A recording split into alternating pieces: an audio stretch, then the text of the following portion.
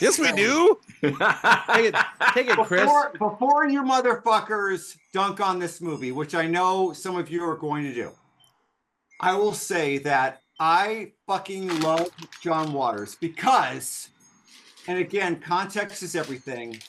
At the time that he made Pink Flamingos, this movie, Desperate Living, the Odorama movie, Polyester. Pink Flamingos. This is all like 70s, right? No, hold on.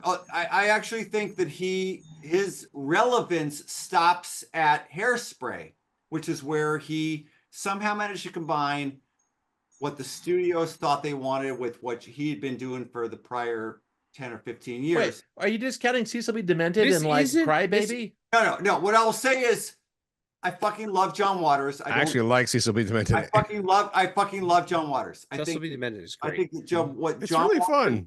I think that what John Waters, like, listen, they know what they were doing. They were trying to be famous. They were trying to be outrageous. They're trying to offend fucking everybody. So I'm not going to diss them for accomplishing. It's bad at all of those things. They were trying to do all, but I think that at the time that he was making these movies, the people that he was giving voice to had, like, let's face it, in 1972, 74, 76, 77, who else was going to put these people on a movie screen? Right. Nobody besides John fucking Waters. Right. These are his friends. But maybe they shouldn't be on a movie screen. I don't know. Just playing devil's advocate. This is the weird little clique that he was hanging around with. Yeah, Divine's a bad actor. You can tell. Fucking Divine. I mean, come on. She owns this fucking movie. She is 100% committed to every single scene that she is in. And I love all of it. I watched this movie. I haven't seen this movie in a while. I watched this movie for the first time in probably 10, 15, 20 years. And I was sitting there with the biggest crap eating grin on my face going, oh yeah, this is why I love this shit. This isn't the shit eating movie. That's a different movie. No. I've seen the shitting. I saw the shitting movie and this movie on the same double bill at the Plaza Theater in Petaluma in 1984 or 5. What's the one where she sucks her own son's cock? It's the same as the shit one. Yeah, it's Pink Flamingos. Pink Flamingos, yeah.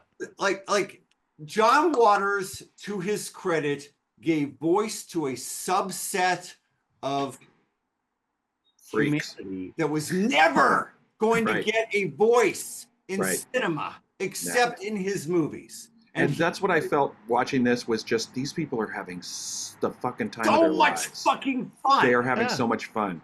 And Divine is a movie star, man. That shot of her just walking down the street, obviously walking past bystanders. Can we need to stop. 1,000 thumbs up for me on this one. We need to stop for a second. Divine's character in this movie, Dawn, is a woman.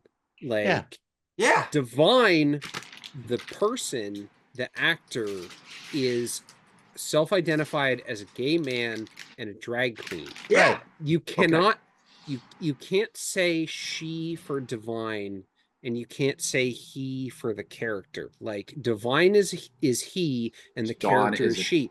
Well, it's technically he's both in this movie. Yes, if you want to talk about Earl, you can call Earl he. That's if you wanted to see Divine's penis, you got that. I didn't need that shot. Yeah. I physically recoiled at that close up. Weirdly, like, maybe diseased. Like, I'm 100% in. Well, the thing is, I think it's policing, but it's actually easy to do. There's Divine, which is a he, and there's Dawn, which is a she. And that's fine. Right. I think we can follow those rules. Love this now, mind you, that I think this film is interesting in that most people who start out making movies, their stuff never sees the light of day. They make it, they bury it. It's like, I had no budget. I had terrible actors. Zero budget, terrible actors. Yeah. Unless you're Sam Raimi and all of your movies. But John Waters is so amazingly out there and up front that, this was a niche thing. This was Baltimore. This was like, I think was out there making this own little Hollywood out in Baltimore multiple times. I hate it so much. Yeah. Anyway, the thing is, Scott, it's rare for us to see stuff like this. I'm sure that every major filmmaker you can think of has made shit films like this, and we'll never see the light of day. Though. Not like this, though. Sure. Like I mean, I've seen tons of no-budget independent films that were terrible and completely forgettable and didn't do anything for the people. A famous director, though. They didn't do got big later anything for the people who made them. Yeah, but John Waters got famous based on this. That's the thing. Yeah, because they were unignorable. They were outrageous and they were unignorable. He said in an interview. Outrageous and unignorable. He said in an interview, having Divine eat a piece of dog shit in Pink Flamingos was a commercial. It was a commercial move for him. He knew. But is it everyone good? would talk about that? Is it good though? No. I don't think it. No. Jared, it's a shock piece. Jared, I don't know that it matters. Well, okay, listen. I'm not going to speak to this picture because I have no right. But I have seen. I have seen a handful of John Waters pictures, and some of them I actually sort of like. But I will say that Hairspray's great. I appreciate John Waters as a sort of presence in the public, and sort of I think he's a great person and has great ideas and great but I think his work is kind of trashy shit garbage that why are we like it's he would thank you for that. Oh, like right. He wants it to be trashy shit garbage. Yeah. Like that's absolutely but it's like it's very purposeful. What solidified it for me though was I did hear him on NPR when they were talking about when is it this one and Pink from the two of them got into the Criterion, 2 or 3? No, a lot of them. 4 or 5. Okay, 4 or 5. Yeah. All right. So everybody. So when and I'm sorry, and I'm gonna let you guys talk because I have no right to talk here. But when his shit got into the Criterion, you know how the Criterion, of course, cleans up shit. They get the everything. Transfer this thing's amazing. Yeah, they're like let's get every piece of artwork. Let's and John Waters was specifically like, this is how I know he's full of shit. He was specifically like, can you make my movies look better? Which most directors do not say that to the Criterion people. They're just like, do my movie. But he's like, I know my stuff is shit. Can you make it look better? He didn't want to admit that, but he was fucking saying that. Well, the thing is, John Waters, he also shot this stuff in 16mm, and the negatives are all scratched.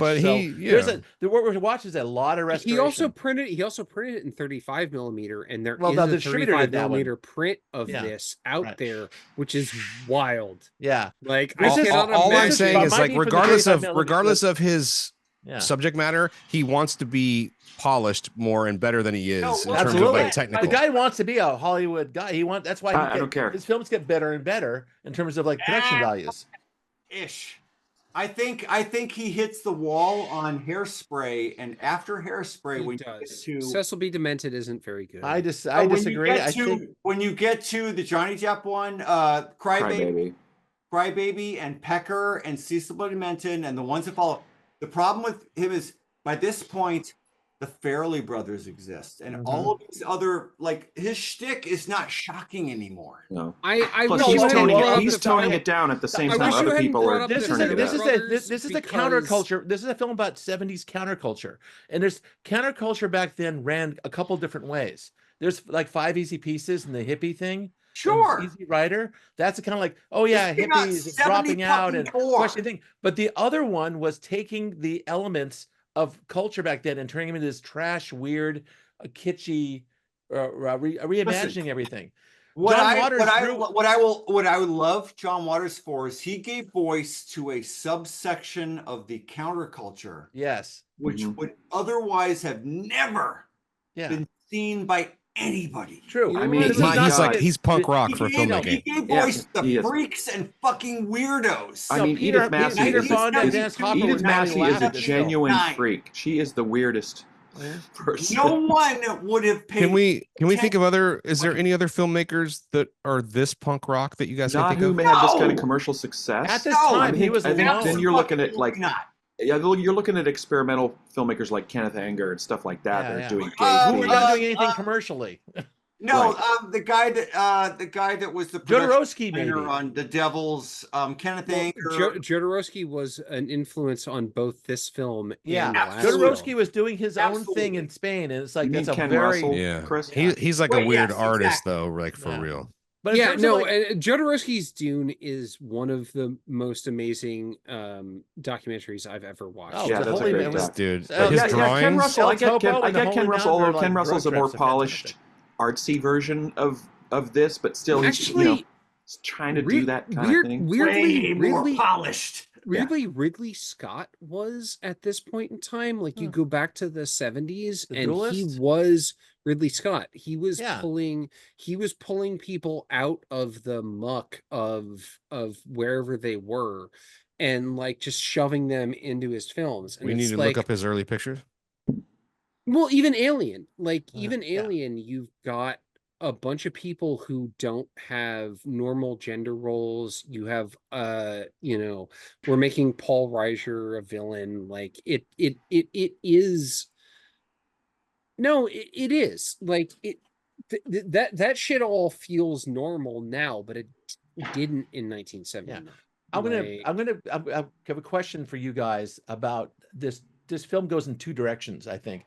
One is that John Waters is treating Divine / Davenport. Don Davenport as a character who is obviously out of her fucking mind. Out of her mind. Yeah. The thing is, there's tons of references in the film to serial killers. Yeah. Richard Speck and the thing is like that. And this film came from a conversation specifically he was having with Richard Speck. But the thing is, the first thing is that he's kind of like exploiting the whole thing by showing this insane character ending up being happy going to the electric chair at the end of the film. It's like I kind of feel everybody, like it's the 70s. It's that time of the Manson But the clan. other thing that's going on at the same time, which I was delighted by, was the fact that there's a social criticism in this thing. There's these two rich people in this film exploiting the hell out of her, and then letting her go all the way to complete insanity, and like, oh, we had nothing to do with it. We just helped her out once in a while. This is no big deal. His social conscience was honed. It's not just that. Yeah. They helped her a couple of times, and when she pulls the gun out on stage, they run out the door and then tell the cops, like, we don't even know her. Yeah, I know. This is what I wrote down. This movie walked so natural born killers could run. I'm with you, Dad. Think about it. Think about it. Sorry. Does this movie heavily critique the media? Is that what it's doing? I think this movie has something to say about violence, sexuality, the fame. I think it has very little to say about sexuality. I just kept going. Natural born killers. Natural born killers. Natural born killers. Yeah, But Natural Born Killers is also about the nature of fame. This movie is about the nature of fucking fame. So is this. He wants to be a star. We're going to make you a star. They tell Don Davenport, we're going to make you a star. Yeah, they do. So there's two different and that's what pushes her over the edge. Two different lines going. How much of this is John Waters trying to make a spectacle? And how much of this is him making social commentary? 90% spectacle. 100%. Yes and yes. I would say it's like a 70-30 mix, because I think he has something to say in this film about how people exploit people, and how the vulnerable are. Oh my God, this last shot. Oh my God, no my. Yeah, I agree, Scott, that there is a message there, but I do think that this is sort of just a. That's also her, right? It's a party for his friends. This is Don Davenport after having acid thrown in her face. Right. On the that's the last frame of the film. Wants to be famous as she's pulling the fucking trigger. I know, Jesus Christ. But I think one of the things that makes it so much fun to watch is that it is John Waters and his friends just having a goddamn good time. They're having a party. I had the biggest crap-eating grin watching this movie. I saw that too, and it was called Breakfast. You really need to stop saying that, Chris. I love it. I love it unconditionally. I think. Yeah. Honestly, I heard that, Jared. I appreciate John Waters. I watched it. I went to YouTube and watched it anyway. Different conversation. Chris, why have you drawn a line between this film and Justin Benson and Aaron Moorhead? They almost make the films the same way as John Waters did. Oh, but it's just such a different mindset. I think John Waters would be so bored by a Benson Moorhead film.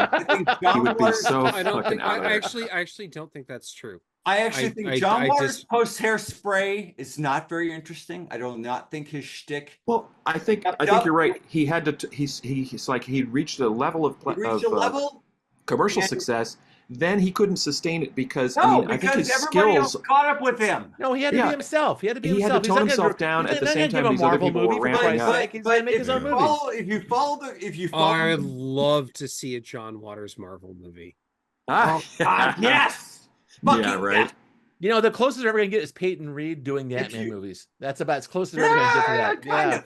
But if you draw a line from Pink Flamingos to Hairspray, which is, I'm gonna give the freaks an outlet until Universal is willing to give me enough money to put Divine as the leading person in a fucking Hollywood movie. You know what I love is the fact that Divine was in Lust in the Dust. And that was not a John Waters movie. No, that's right. That was Paul Bartel. I know, it's amazing. It's like that's literal fame. You break away from your creator and do your own thing. Yeah, it's fantastic.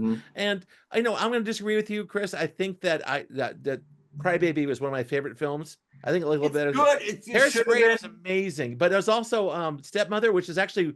Stepmom, I think that's right. Serial Mom. Serial Mom was the straightest film ever. You think about it. I didn't see it. Kind of. It was. I just actually rewatched that because they added it to whatever service. Yeah. It's really quite placid. Is it really? Yeah, it's just kind of not great. I like Pecker is not great. You know immediately what he's doing, and you're like, it just kind of sits there. Well, mind you, it's not shocking anymore, right? And it wasn't.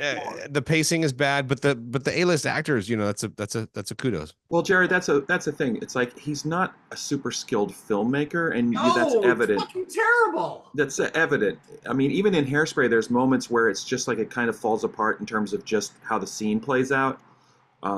I'm thinking towards the end when there's a big riot at the. Well, that's what I like. He can be a cheerleader for the people who aren't represented all he wants. I just want good filmmaking, and he can't do that. I mean, that's not his function in film history. He's the elder statesman of trash. I'm going to limb here a little bit and say that one of the things about thinking that John Waters is not a good filmmaker is, weirdly enough, it's kind of like saying that they don't make good films in Ghana. John Waters developed a kind of Baltimore filmmaking style, his own thing. Yeah. And so I'm not saying we can't judge it, but I'm saying it has values and mores. Well, you're regionalizing it. It's a region. You're giving me the fucking region. He's an amazing regional filmmaker, but that's he is. He is a strictly regional filmmaker. That means fuck all, dude. Like, are you a good filmmaker? Or are you bad? Like, it should be universal. Benson and Moorhead are regional filmmakers. They do shit. And then they got hired to do Marvel shit because people were like, "Oh, these guys are smart." Okay, it turns out that I'm not sure I understand this argument. Was really good. No. I'm saying that I think that, well, I saw the John Waters thing over at the Academy Museum a couple of months ago, and I got to watch a couple of his very early films there, like short films and stuff, 16mm silent stuff, and it's like it's all part of a continuum. I think he's into his own scene. I'm just saying that regional shit that's for the birds. He's doing his own thing. And you know what, Scott, as much as I sort of dissed him a minute ago and said, well, he's not that competent at putting a scene together or whatever, I do kind of love the slapdash way that this movie jumps through Dawn Davenport's life. Like people just like, now she's pregnant. It's like she was just having the sex scene, and now she's walking down the street and she's pregnant, and that's the perfect. John Waters understands how to do time compression. Absolutely, it's great. It's funny. It becomes a gag. It's actually ha ha. Although there's a couple of scenes in this film that, like, you're watching it, like the Christmas tree scene. It's like it's 45. They have two lamps in the room. And light in the scene. It's like, it's so amateurish. It's like I almost couldn't pull myself out of it. It actually looks like a home movie from that. It looks like a home movie. The half the film looks like a home movie. It's crazy. Which is wonderful. Yeah. I love the sets in this film. They're just, it's like from Barbarella, but worse. If you had no money at all. I love these movies for giving voice to a constituency that would have otherwise never been represented on film. Okay. I had a great time. I enjoyed it. I got everything I got everything I paid for, which was $0. I laughed my fucking ass off watching this thing, and I've seen it twice. The end was very good. All right, we done? Go watch it, Jared. It's good. I'm going to give it a thumbs up just because I like John Waters. Tad's being offered. All right, there we go. I like that. Hey, I like John Waters. I think he's great. I like John Waters. Fucking love John Waters. I think his exhibit's I don't really think I like John Waters' work, but I like him. So thumbs up. There you go. In a way, that's kind of a good match for the other film. It's like knowing the story, knowing Werner Herzog. You know, we could probably spend. If you could talk about people you want to spend like an evening with, right? You spend a night with, God, I would love to spend an evening with these. Yeah, he's amazing. He's so funny. He's so. I want to have a beer with John like, Waters, and I want to have a beer with Werner Herzog. At the same table. Both of them. Both of them. The table would explode or something like that. I'm not sure exactly what would happen. I just want to say that John Waters is in probably my favorite Simpsons episode ever. Yes. Homer's Phobia. Fucking yes. Yes. Great episode. And he's so good in that. As the moment where he's like, Homer, what's your problem with gay people? And Homer's like, you're just different. You're not like us. You use the word queer. That was our word for making fun of you. Yeah. Like, you know that Waters had to sign off on all of that. Yep. And like, yeah, queer was your word for making fun of us, and now it's not. John Waters, the character in that particular episode, was like nonplussed by it. Was not impressed by any of it. Just rolled with the punches, and was very positive, and it was kind of cool. The Simpsons, though, is historically they call smart. They call him Annual Gift Man, and he lives on the moon. Yes, exactly. Right. Like it's Simpsons is so smart. Yeah, it is. I have used the phrase they call him Annual Gift Man and he lives on the moon about Santa Claus so many times in my life. And like and I just hear it in his head. I do want every now. Time. No, you guys have convinced me that like when they're like, okay, top people you have dinner with of all time. I'm like, Herzog and Waters. Let's go. I know that'd be a hell of a night, go. Man. Same table. They both stick you with a bill though, right? No. They would, but I could fight Herzog over it, like physically fight him. Yeah, over it. Temecula is right down the road. But he blames Klaus Kinski for leaving early, and Waters just gives you mustache tips for the entire time, and you're like, well, I have to pay for dinner now because you kept telling me how to make my mustache smaller. No, Waters is like, don't be a little bitch. I'll just pay for it. I would pay for John Waters drinks. Okay, that's good. That's nice. That's good. For sure. I don't think you can afford John Waters drinks. They're probably a very elaborate. Depends on how much he drinks. The flames and whatnot. He's probably sober now, like everybody else. Anyway, I fucking love that guy. Well, he's I like him too. That's why thumbs up, even though I didn't see it.